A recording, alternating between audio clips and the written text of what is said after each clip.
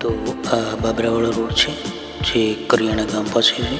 આ કરિયાણા ગામ છે અને કરિયાણા ગામની એકદમ નજીક જે તમે બાબરાથી આવો એટલે કરિયાણા ગામમાં એન્ટર થાવ એટલે તરત જ ઝાલારી પથ્થર તરફ જવાનો રસ્તો આવું બોર્ડ મારેલ છે. આ બોર્ડ તરફથી આ રસ્તો દેખાય તે તરફ આગળ જવાનું છે. જો સામે ડુંગર દેખાઈ રહ્યો છે તે ડુંગર પર જવાનું છે આપણે. જો સામે જવાનું છે અને ચાલો આપણે ઉપર જઈએ. આ એવી જગ્યા છે ને એકદમ મસ્ત.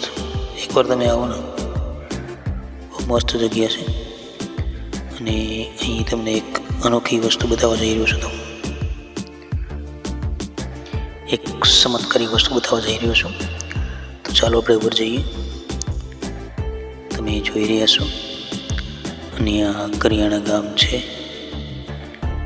તો આપણે કરિયાણા ગામથી નજીક જ ડુંગર છે ત્યાં આપણે જઈશું ઉપર. અને ત્યાં એક અદ્ભુત વસ્તુ છે. આમાં પથ્થર તમે જોઈ રહ્યા છો.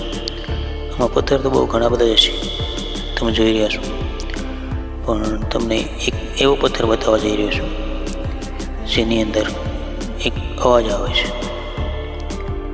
જે તમને થોડી વારમાં બતાવીશ. જો પથ્થર તો આમાં ઘણા છે પણ જે પથ્થર તમને બતાવવાનો છે ને એ એક અદ્ભુત પથ્થર છે. તો ચાલો પહેલાં આપણે ઉપર જઈએ. અને પથ્થર તો અહીં ઘણા બધા છે પણ તેમાં તમને પથ્થરનો સામાન્ય અવાજ આવશે.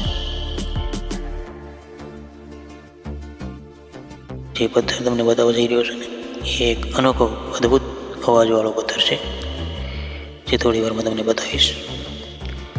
તો પહેલાં ચાલો આપણે ઉપર જઈએ. અને અહીંનું લોકેશન એકદમ મસ્ત છે. એનું હવામાન જુઓ ને તમને મજા આવે એવી વાત છે. તો ચાલો પહેલાં આપણે ઉપર જઈએ. અને આ કરિયાણા ગામ છે જે કરિયાણા ગામ પાસે આવેલો આ ડુંગર છે એ ડુંગર પર આ જગ્યા આવી છે. અને જો તમારે અહીંયા આવવું હોય તો રાજકોટથી ભાવનગર રોડ ઉપર આવો એટલે રાજકોટથી 85 કિલોમીટર અને ભાવનગરથી આવો એટલે ભાવનગરથી 103 કિલોમીટર જેવું થાય છે. અને ભાવનગર રાજકોટ રોડ પર આવેલું બાબરા ગામ છે. બાબરા ગામથી કરિયાણા ગામ તરફ આવવાનું છે. અને કરિયાણા ગામમાં આવો ત્યાં આ જગ્યા છે.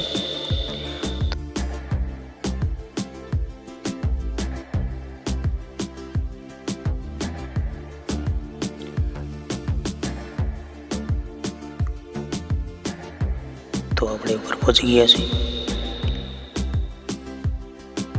જો સામે ડેમ છે. કેટલું મસ્ત લોકેશન છે. જો એકદમ રળિયામ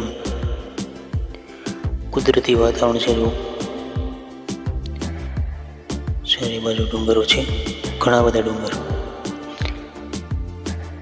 આજુબાજુનું લોકેશન તમે જુઓ કેટલું મસ્ત છે. જો કેટલું રળિયામણું છે અને ચારે બાજુ આવી રીતે ડુંગર પણ છે. જો કેટલું મસ્ત.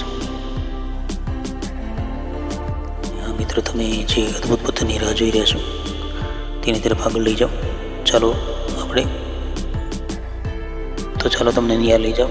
અને આ પથ્થર સ્વામિનારાયણ ભગવાન સાથે કંઈક જોડાયેલ છે. એમાં સ્વામિનારાયણ ભગવાનનો એક ચમત્કારિક પથ્થર છે. તો ચાલો આપણે પથ્થર જોઈએ.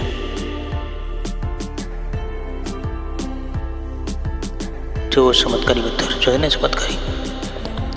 તો આવી જાઓ મિત્રો, અહીંયા આવી જાઓ. જો તમને કહેતો હતો ને આજે એક અદ્ભુત જગ્યા બતાવવા જઈ રહ્યો છું. તો અદ્ભુત જગ્યા કાંઈ નહીં પણ જો આ પથ્થર છે. તમને એમ લાગશે કે આ પથ્થર, ના ના એવી વાત નથી ભાઈ. જો આ પથ્થર એક ઝાલરીયો પથ્થર તરીકે વખણાય છે. આ બાબરા કરિયાણા આવેલું છે બાબરા ગામ પાસે. આ કરિયાણામાં આવેલ પથ્થર છે. જે તમે બાબરાથી આવો એટલે કરિયાણા નજીક ગામની નજીક જ એક એરો મારેલ છે. ત્યાં ઉપર આવો ને ડુંગર ઉપર એટલે ત્યાં આ ઝાલરીયો પથ્થર છે. તો તમે જુઓ આ ઝાલરીયો પથ્થરનો અવાજ જુઓ તમે. જો કેવો અવાજ આવે છે ને, ઝાલર જેવો અવાજ. ફરી વાર જોઈએ આપણે.